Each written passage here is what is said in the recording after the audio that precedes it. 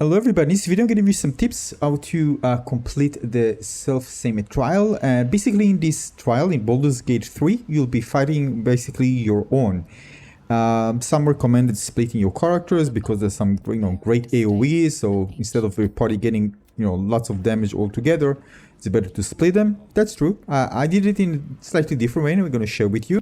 One important thing is radiant damage is strong, as you can see here, because there are shadows. So I'll be focusing on basically dealing radiant damage to them and basically using lots of buffs, so they won't actually hit me that hard.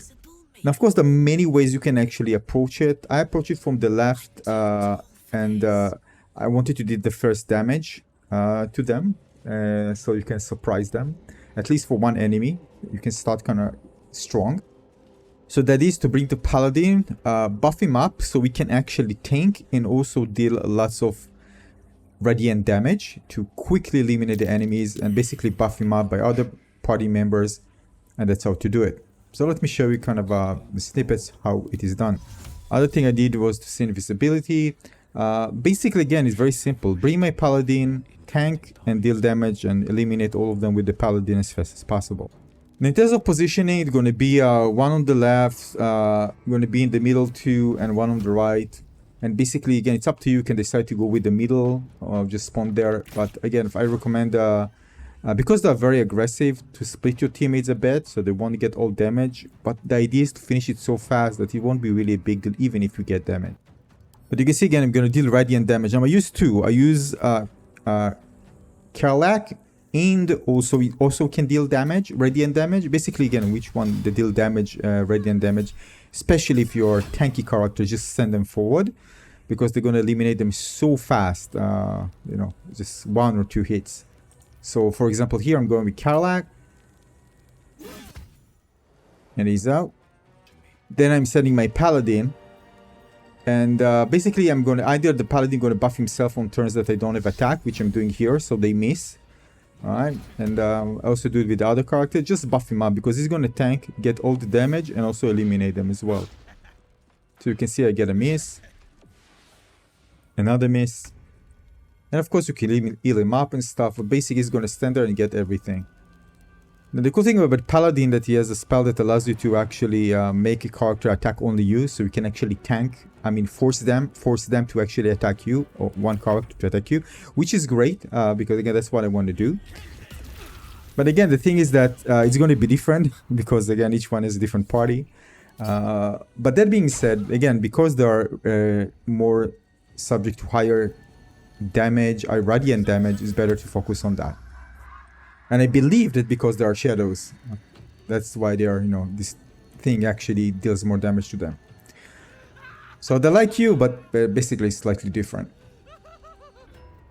So again, the core idea to bring, especially if you're a Paladin, by the way, which is great, of course, bring the Tiki character, focus on radiant damage, and try to buff that character that's supposed to deal damage. Basically, the best way to put him is actually in the center, in the middle, because there are two enemies there, and there's also one on the right, so he's also going to attack that character that's going to go up to the middle, and the other one, just finish him. You can finish him on the left. That's why I chose them that way, and because again, this is my second playthrough, and it works very well. Other than that, I brought actually the other characters because the news is basically over, yeah, you're gonna see it in a moment. So I turn this fight so they basically most of the time just gonna miss on my tanky character. I think it is the easiest way to do it, and he's gonna do lots of damage, preferably radiant damage. I'm using a legendary weapon, which is also makes it even easier. So again, basically focusing on radiant damage. The other thing is you can do, there's a spell which I think is very strong in general, but for this fight as well. Is the one that actually caused them to laugh. This is by the way also something also very, very strong.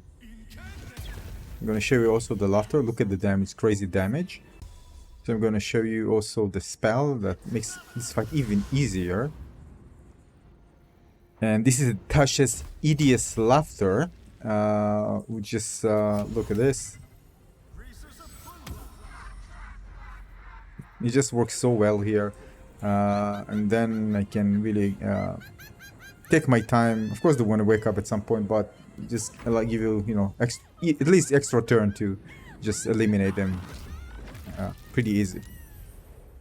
This is actually smart because I actually went to my wizard was there. I actually didn't want him to come because it was pretty low, but it actually targeted him, which is nice for an AI to do so. My legendary weapon also reveals enemies shadows when I get near them, which is also pretty cool as well, but this is just a nice extra. And here I'm using the laughter again, laughter spell. As you can see, it just make things so easy. In general, by the way, not just in this fight in particular, but in this fight it's very, very good as well. And that's about it. That's how I did it. Pretty easy. Some tips. Hopefully you have some combinations of what I've shown you here. And yeah, good luck. Have fun. Have a great adventure. I see you on the next guide. Thanks for watching.